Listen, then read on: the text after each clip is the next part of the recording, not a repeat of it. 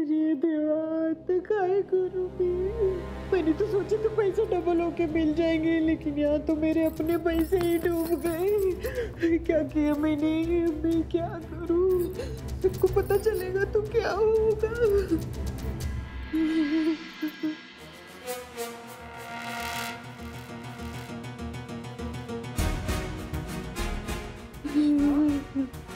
क्या हुआ? आपकी तबीयत तो ठीक है, आप रो क्यों रही है? माँ, कुछ नहीं, तू जा इधर से। माँ, आपको मेरी और सिद्धार्थ की कसम, प्लीज बताइए ना क्या हुआ। तुझे तो बड़ी खुशी होगी कि तू जीत गई, मैं गलत निकली। तुझे तो मौका मिल जाएगा ना मुझे 10 बात सुनाने का। आप क्या कह रही है, मुझे कुछ समझ में नहीं आ रहा। वो बैंक वाला आदमी वो धोखेबाज निकला, हम सबके पैसे लेके भाग गए। मैंने कितनी मेहनत से वो 10,000 रुपए जमा किए थे, तुझे क्या मालूम? अभी जाके बोल दे लाडो माँ को कि उसकी माँ ही गलती करते हैं।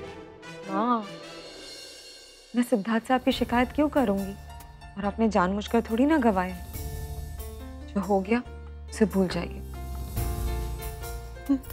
और मैं आपसे वादा करती हूँ, मैं सिद्धार्थ से इस बारे में कोई बात नहीं करूंगी, पक्का। अब आप अपने कमरे में जाकर आराम कीजिए। पर मैं तुझे इतनी बातें सुनाती हूँ, इतने ताने देती हूँ, और तू मेरा साथ देगी? माँ है आप, हक बनता है आपका। अब आप परेशान मत होइए, मैं आपके लिए पानी लाती हूँ।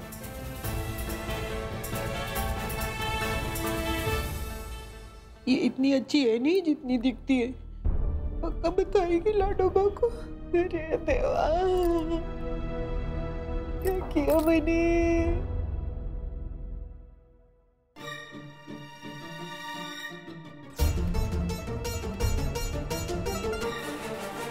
भरत, आपने बाबा से झूठ क्यों कहा? आपके दिमाग में क्या चल रहा है? आपने मुझे श्लोक और आस्था को भी रोकने से मना कर दिया। आप तो भाजी से कितना प्यार करते हैं ना, और आस्था तो आपकी छोटी बहन जैसी है। फिर दोबारा उन दोनों को आपकी आंखों से सामने जाते कैसे देख सकते थे आप? मैं आपसे कुछ पूछ रही हूँ भरत। क्योंकि मैं स्वार्थी हो गया था सोचन। I became selfish, all right? मिल गया जवाब।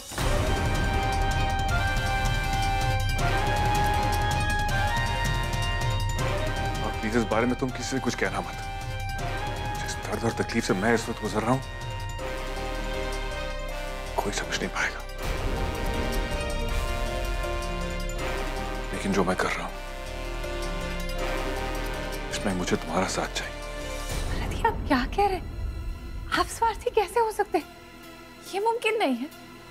आप तो हमेशा दूसरों के बारे में सोचते हैं, कभी किसी से कोई उम्मीद नहीं रखते।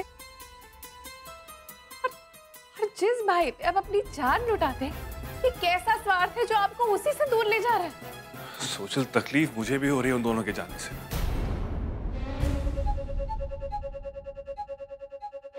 लेकिन आज जिंदगी में पहली बार जब बाबा को सहारे की जरूरत पड़ी तो वो सहारा उन्हें मुझसे मिला। और तब मुझे एहसास हुआ कि कहीं ना कहीं उन्हें मुझ में वो बेटा नजर आता है जो वो हमेशा चाहते थे कि मैं बनूं, कि मैं श्लोक बनूं। लेकिन श्लोक के रहते मैं उनके लिए कोई मायने नहीं रखता था।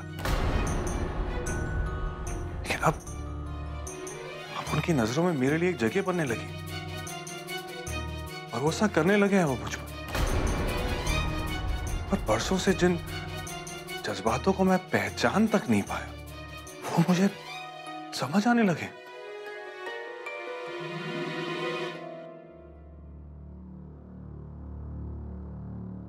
लेकिन तो चल तुम ही बताओ, कैसे नहीं बनूं मैं स्वार्थी?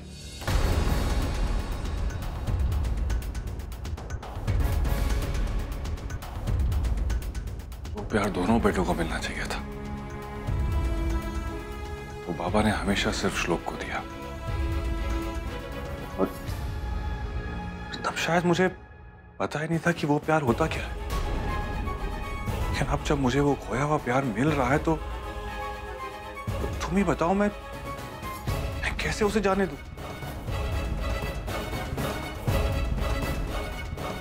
पूरी लाइफ मैंने कोशिश की है कि मैं बाबा की नजरों में कुछ बन सकूं। कभी दिखाता नहीं था, लेकिन हमेशा चाहा कि बाबा की नजरों में मेरे लिए भी अभिमान हो, लेकिन ऐसा कभी नहीं हुआ। और ये बात तुमसे अच्छी तरह और कौन जानता है सोचा, क्योंकि तुम हमेशा मुझे इसी बात के ताने देती रही। आज जब मैंने ये जगह हासिल कर ली है तो तुम्हें प्रॉब्लम क्यों हो रही? श्लोक अपना वजूद ढूंढने गया, लेकिन साथ में उसने मुझे इस घर में अपने वजूद से मिला दिया। तुम चाहती हो तो मैं जाऊंगा उन्हें ढूंढने और घर वापस ले भी आऊंगा, लेकिन उससे फिर मेरा इस घर में कोई वजूद नहीं होगा।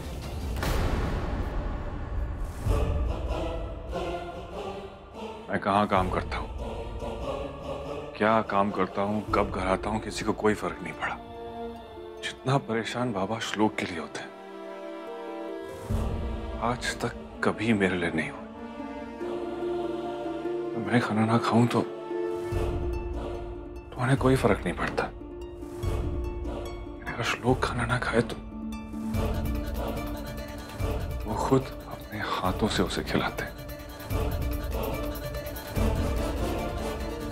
तो जब इतने सालों के बाद मुझे वो खोई हुई इज्जत, वो खोया हुआ प्यार मिल रहा है जो मुझे मिलना चाहिए, तो मैं कैसे उसे जाने दूं?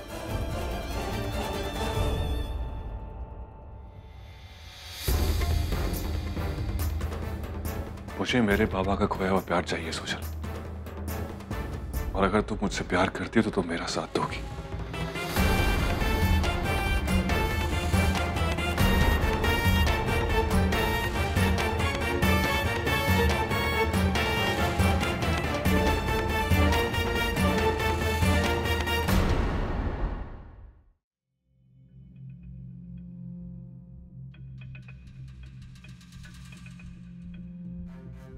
निरंजन जी,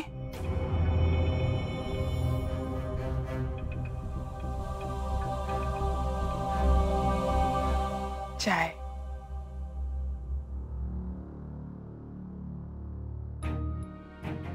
जी कहिए। ये क्या हालत हो गई है आपकी निरंजन जी? कितना हंसता खेलता परिवार था आपका, और आज देखिए क्या से क्या हो गया है। माफ कीजिएगा, छोटा मुंह बड़ी बात है, लेकिन जान लुटाते थे आप श्लोक पर, और उसे देखिए उसने ये जवाब दिया है आपके उस प्यार का। क्या हालत करके रख दी है उसने आपकी। आप तो श्लोक को अपनी परछाई समझते थे, लेकिन ये आजकल के बच्चे देवा देवा, किसी की परवाह नहीं है इन्हें सिवाय खुद के। लेकिन मैं आपकी एक बात से बिल्कुल सहमत हूं, ये सब ना उस आस्था की वजह से हुआ है। उसी ने बढ़ा चढ़ा के श्लोक को भड़काया है आपके खिलाफ। लेकिन श्लोक भी कोई बच्चा तो नहीं है। क्या आस्था ने कहा कि दिन है तो मान लिया कि दिन है। आपकी इस उम्र में उसे आपका साथ देना चाहिए था, और देखिए उसे आपको इस तरह अकेले छोड़ के चला गया। वो सही कह रही हूँ ना मैं? बहुत बड़ी बात कह दी आपने।